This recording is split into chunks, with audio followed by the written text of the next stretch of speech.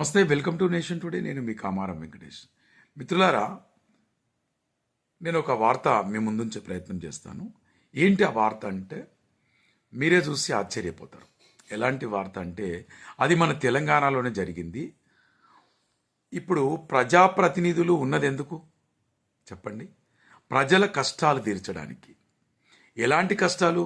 మరీ వ్యక్తిగతమైనటువంటి కష్టాలు తీరుస్తారా? అందరికీ ఆమోదయోగ్యమైనటువంటి కష్టాలు తీర్చాలి. నిరుపేదలను అడగాలి, ప్రతి ఒక్కరిని అడగాలి. వాళ్ళకి ఏం సమస్యలు ఉన్నాయి, వాళ్ళకు సామాజిక సమస్యలు ఉన్నాయా, ఆర్థిక సమస్యలు ఉన్నాయా, వాళ్ళు వెనుకబాటుతనానికి గురైనరా, అంటరానితనానికి గురైనరా, ఇవన్నీ అంశాలను ఎమ్మెల్యే కానీ ప్రజాప్రతినిధులందరూ చూడాల్సినటువంటి అవసరం ఉంది. మరి ఎమ్మెల్యేని ఎందుకు ఎన్నుకుంటారు? మన కష్టాలు, మనకున్నటువంటి సమస్యల్ని తీరుస్తారని చెప్పేసి ఎమ్మెల్యేలు కానీ రకరకాల ప్రజాప్రతినిధులను మనం ఎన్నుకుంటాం, ఓటేసి ఎన్నుకుంటాం. మరి అలాంటి ఎమ్మెల్యే కాళ్ళ మీద పడితే కూడా కనికరం లేని ఎమ్మెల్యే ఎక్కడున్నాడంటే అది మన తెలంగాణలోనే.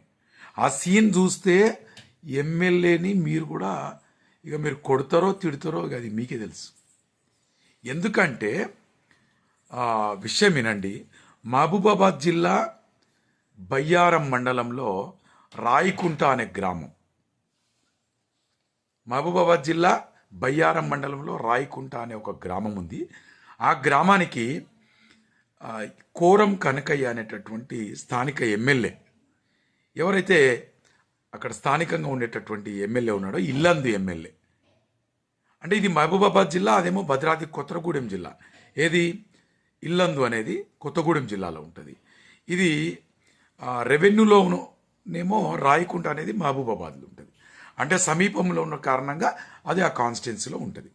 సో ఆ ఇల్లందుకు సంబంధించినటువంటి ఎమ్మెల్యే ఎవరైతే కోరం కనకయ్య గారు ఉన్నారో, ఆ బయ్యారం మండలం రాయకుంట గ్రామానికి ఏదో సందర్శించడానికి పర్యటనలో వెళ్ళాడు. వెళ్తే అదే గ్రామానికి చెందినటువంటి మంజుల అనేటటువంటి పుట్టు చెవుడు ఉంది, పుట్టు మూగా ఉంది, దివ్యాంగురాలు, ఒక సోదరి దివ్యాంగురాలు. పాపము, ఆమెను చూస్తుంటే చాలా బాధ అనిపిస్తుంది, చాలా బాధ అనిపిస్తుంది. ఏంటో మీరు ఒకసారి ఆ వీడియో చూసి ఏమైంది, ఆ వీడియోలో ఒకసారి చూస్తే,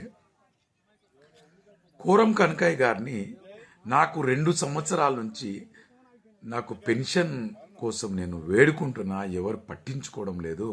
2 ఏళ్ల క్రితమే నా భర్త హార్ట్ అటాక్ వచ్చి చనిపోయాడు, సార్ మీరైనా చూడండి అని ఆమె రిక్వెస్ట్ చేసి కాళ్ళ మీద పడ్డది. సరే, కాళ్ళ మీద పడితే కనీసం ఏముంటుంది అంటే మానవతా దృక్పథంతో సరే అమ్మా చూద్దాంలేమ్మా అని ఆమెని లేపే ప్రయత్నం చేస్తారు. లేకుంటే వద్దమ్మా అట్లేం లేదు చూస్తలే అని చెప్పి పిఏకే ఎవరో చెప్తారు. కానీ ఈ దుర్మార్గుడు మన తెలంగాణలో ఇట్లాంటి దుర్మార్గుడు ఉన్నాడంటే నేనైతే ఫస్ట్ టైం చూస్తున్నా అబ్బా, నిజంగా ఫస్ట్ టైం చూస్తున్నా. మీరు ఒకసారి చూడండి, ఆ వీడియో చూస్తే మీకే అర్థమైపోతుంది.